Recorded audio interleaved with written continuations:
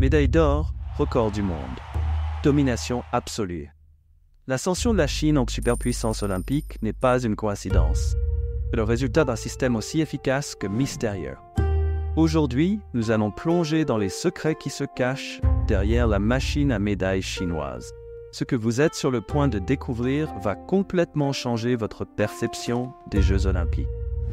Des enfants entraînés dans des installations secrètes aux technologies dignes des films de science-fiction, la quête de la Chine pour la gloire olympique est plus intrigante et controversée que vous ne l'imaginez. Ceci n'est pas qu'une autre vidéo sur le sport. C'est un regard exclusif sur un monde que peu de gens connaissent et que beaucoup craignent. Êtes-vous prêt à découvrir les secrets derrière le plus grand phénomène olympique du XXIe siècle? Le cœur de la domination olympique chinoise bat à Pékin, dans le bâtiment discret du comité olympique chinois. Mais ne vous y trompez pas, ce n'est que la partie émergée de l'iceberg d'un vaste système qui s'étend à travers tout le pays. Imaginez un réseau de plus de 3000 écoles sportives spécialisées, cachées à la vue de tous. Dans ces installations, plus de 400 000 jeunes athlètes sont formés pour devenir des machines à médailles.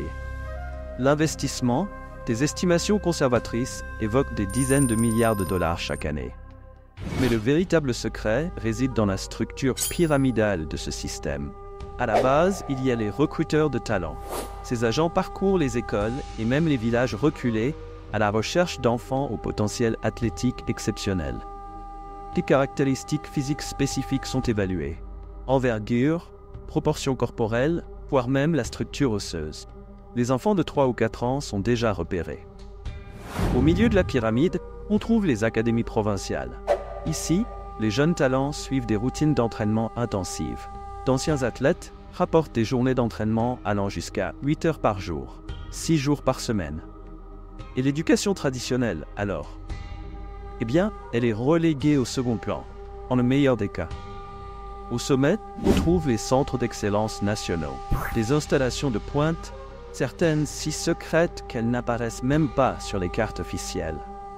C'est ici que les futurs champions olympiques sont formés, utilisant des technologies et des méthodes d'entraînement que les autres pays ne découvriront que dans des décennies.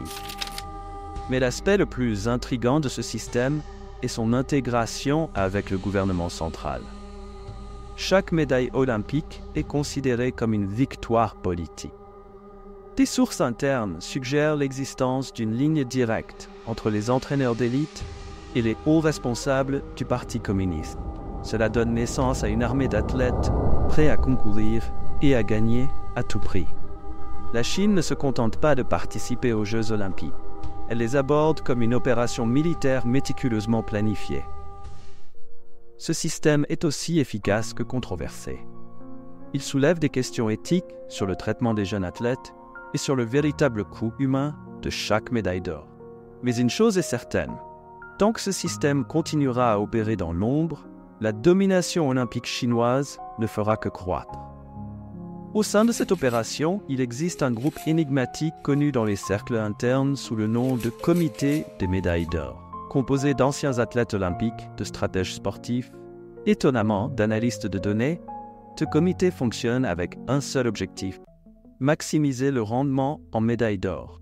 Leur arme secrète, un algorithme sophistiqué d'intelligence artificielle surnommé Oracle olympique.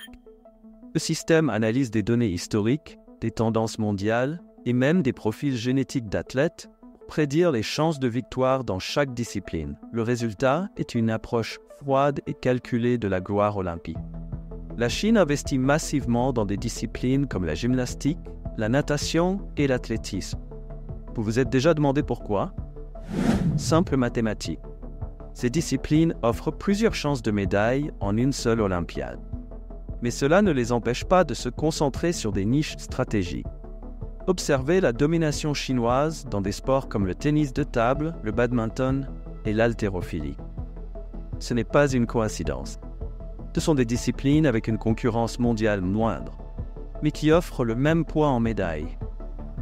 Dans le plongeon synchronisé cette année, par exemple, les athlètes chinois ont exécuté des sauts d'une difficulté si élevée que les juges ont à peine su comment les noter.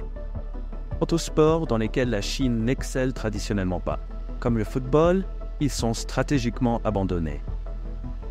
Les ressources sont réallouées vers des domaines à plus fort potentiel de médailles. Le comité des médailles d'or ne pense pas seulement aux prochains Jeux olympiques, mais aux 3 ou 4 suivants. On dit qu'il prépare déjà des athlètes pour des sports qui ne sont même pas encore inclus dans le programme olympique. Cette approche soulève des questions éthiques. Assistons-nous au sport sous sa forme la plus pure ou à une version gamifiée des Jeux olympiques?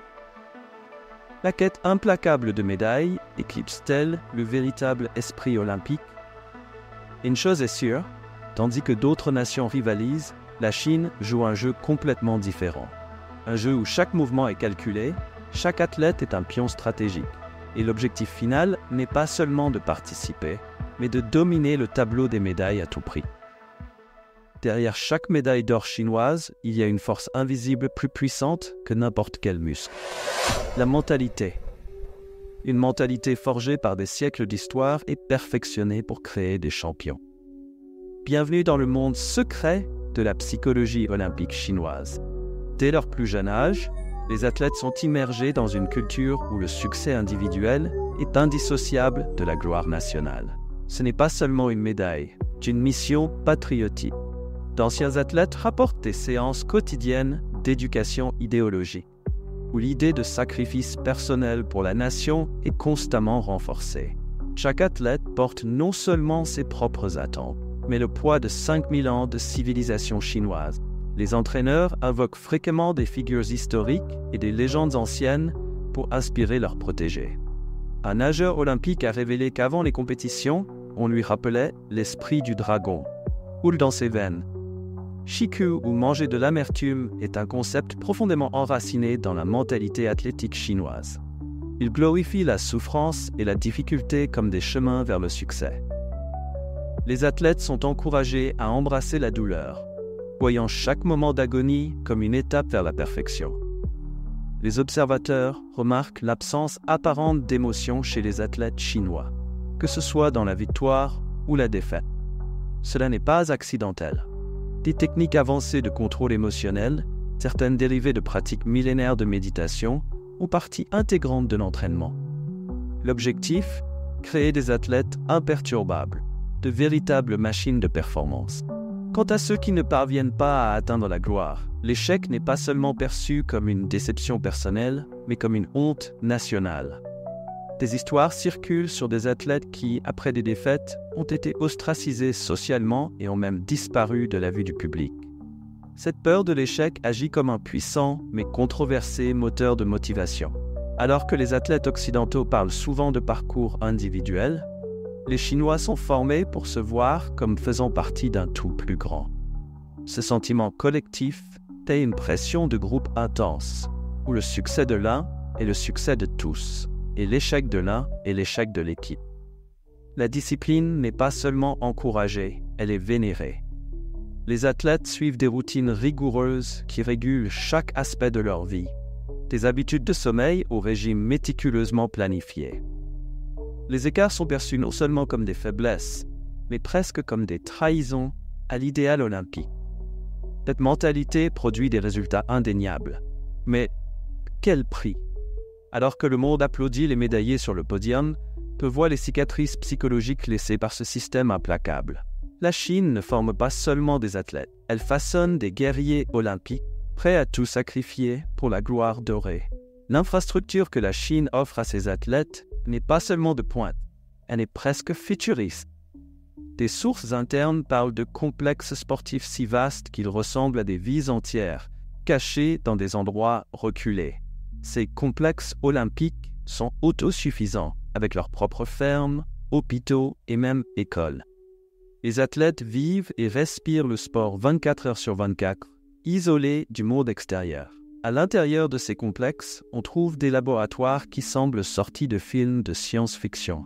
Ici, chaque aspect de la physiologie des athlètes est analysé et optimisé. Des rumeurs évoquent des technologies de séquençage génétique utilisées pour identifier des prédispositions athlétiques spécifiques. Imaginez-vous en train de vous entraîner pour le 100 mètres sous la chaleur de Rio ou pour le ski alpin dans le froid de Pékin, sans quitter le même bâtiment. des chambres de simulation environnementale recréent avec précision les conditions de n'importe quel site olympique, permettant aux athlètes de s'adapter des mois avant la compétition. Oubliez les régimes alimentaires génériques. Chaque athlète reçoit un plan nutritionnel personnalisé jusque dans ses moindres molécules. Des chefs scientifiques travaillent dans des laboratoires culinaires pour créer des repas optimisant aussi bien la récupération musculaire que la concentration mentale. Les piscines cryogéniques, les chambres hyperbares et les thérapies laser ne sont que le début. Il y a des rumeurs sur des technologies de reprogrammation cellulaire qui accélèrent la récupération musculaire à des niveaux jamais atteints auparavant. En outre, des capteurs microscopiques implantés sous la peau des athlètes transmettent des données vitales en temps réel.